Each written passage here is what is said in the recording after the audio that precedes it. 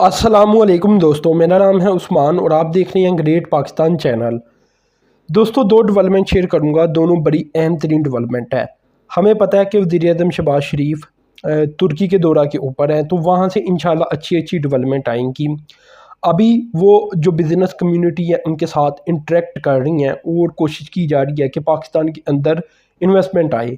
तो जो annual bilateral trade है दोनों ममालिक के दरमियान, ये 1.1 अरब डॉलर है, जिसे बढ़ाकर 5 अरब डॉलर किया जाएगा आने वाले 2 सालों के दौरान। तो दोस्तों, पिछले 25 सालों में जो एक्सपोर्ट है वो सिर्फ 4% बढ़ी है तुर्की को पाकिस्तान की। तो ये 148 मिलियन डॉलर थी 1995 में, और 2020 में ये 394 मिलियन डॉलर तक पहुंची थी। यानी इंतहाई स्लो एक्सपोर्ट है और ट्रेड है तुर्की के साथ पाकिस्तान की। अभी ओवरऑल देखा जाए तो हम अच्छी तरह जानते हैं कि जितने भी ममालिक हैं उनमें से जो फर्स्ट प्रायोरिटी ममालिक है उनमें अब तुर्की भी शामिल हो चुका है पाकिस्तान के लिए। सऊदी अरब, यूएई, तुर्की, चाइना, अमेरिका, यूनाइटेड किंगडम, ये कुछ ख़ास ममालिक हैं जो कि पाकिस्तान प्रायोरिटी के ऊपर रखता है। तो तुर्की भी इनमें शामिल है, लेकिन तुर्की के साथ जो पाकिस्तान की एक्सपोर्ट है वो इंतहाई कम है, जो ट्रेड है वो भी इंतहाई कम है, और जो इन्वेस्टमेंट का क्राइटेरिया बनता है या पोटेंशियल बनता है वो भी इंतहाई कम है अभी तक। तो वज़ीर-ए-आज़म यही वहाँ बातचीत करने गए हैं कि जो तुर्की कंपनीज हैं वो पाकिस्तान के अंदर आकर इन्वेस्टमेंट करें, और जिससे इंशाल्लाह नौकरियां पैदा होंगी और दोनों ममालिक की जो बाईलैटरल ट्रेड है उसमें भी इजाफा होगा, और साथ में जो रिलेशन है वो मज़ीद मजबूत होता चला जाएगा। खैर दोस्तों, अब एक बड़े कारनामे का जिक्र करता हूँ, और ये कारनामा आप लाजमी सुनिएगा। फेडरल बोर्ड ऑफ रेवेन्यू यानी एफबीआर की तरफ से 11 माह का जो टैक्स इकट्ठा किया गया है, ये 5,349 अरब रुपया इकट्ठा कर लिया गया है। पाकिस्तान की तारीख में कभी भी इतना टैक्स इकट्ठा नहीं किया गया 11 माह के दौरान, ये बात आप याद रखें।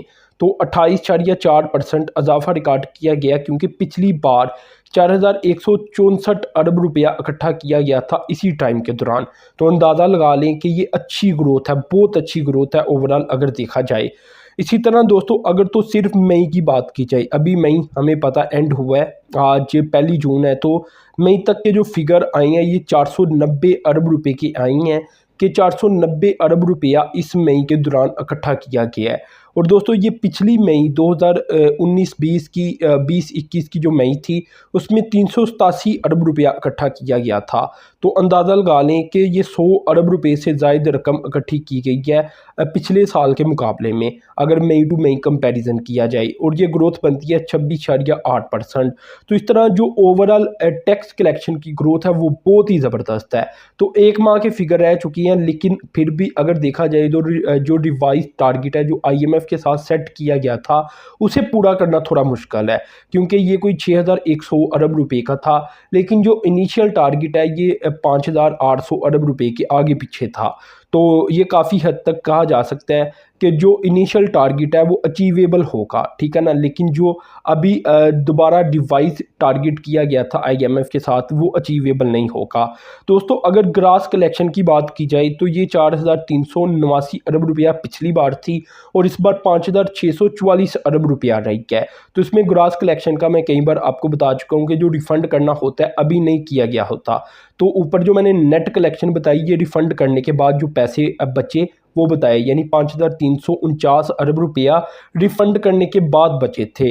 इसी तरह दोस्तों, जो रिफ़ंड रकम की गई मई के दौरान ये 30 अरब रुपया थी, जबकि पिछली बार जो रकम रिफ़ंड की गई थी ये 21 अरब रुपया थी। इसी तरह दोस्तों, टोटल रकम जो रिफ़ंड की गई है ये 295 अरब रुपये है 11 माह के दौरान, जबकि पिछली बार 11 माह के दौरान 224 अरब रुपया रिफ़ंड किया गया था। अब दोस्तों, यहाँ ये भी बात याद रखें कि ये जो टैक्स कलेक्शन है इसके पीछे जो सेल टैक्स है पेट्रोलियम प्रोडक्ट्स के ऊपर वो ज़ीरो है। अगर तो वो ज़ीरो ना होता तो सिर्फ मई के अंदर जो सेल्स टैक्स इकट्ठा किया जाना था ये 45 अरब रुपया किया जाना था, जिसे जो टैक्स कलेक्शन है ये मज़ीद बढ़ जाती। यानी आप 1 माह में ही देख लें कि कितना बड़ा गैप बन जाता है 45 अरब रुपये की। कहा जा सकता है कि सेल टैक्स ज़ीरो होने की वजह से पेट्रोलियम प्रोडक्ट्स के पीछे जो टैक्स कलेक्शन है उसमें कमी वाक़या हुई है। तो पिछले कुछ 6-7 माह का अगर डेटा निकाला जाए और उसमें जो सेल टैक्स ज़ीरो रहा था, तो उसका जितनी भी रकम बनती है अगर उसे भी इकट्ठा कर लिया जाए, तो जो रिवाइज टारगेट था 6100 अरब रुपए का, तो शायद वो भी अचीवेबल होता। तो इस तरह दोस्तों जो मुख्तलिफ दी जाती हैं सब्सिडीज़, उनकी वजह से टैक्स के ऊपर भी असर पड़ता है। तो ये दोस्तों सारी मालूमात मैंने आपसे शेयर की। तो अपने चैनल को सब्सक्राइब करना है, साथ में जो बेल के आइकान पर क्लिक करना है। अब तक के लिए इतना ही था। अल्लाह हाफिज़।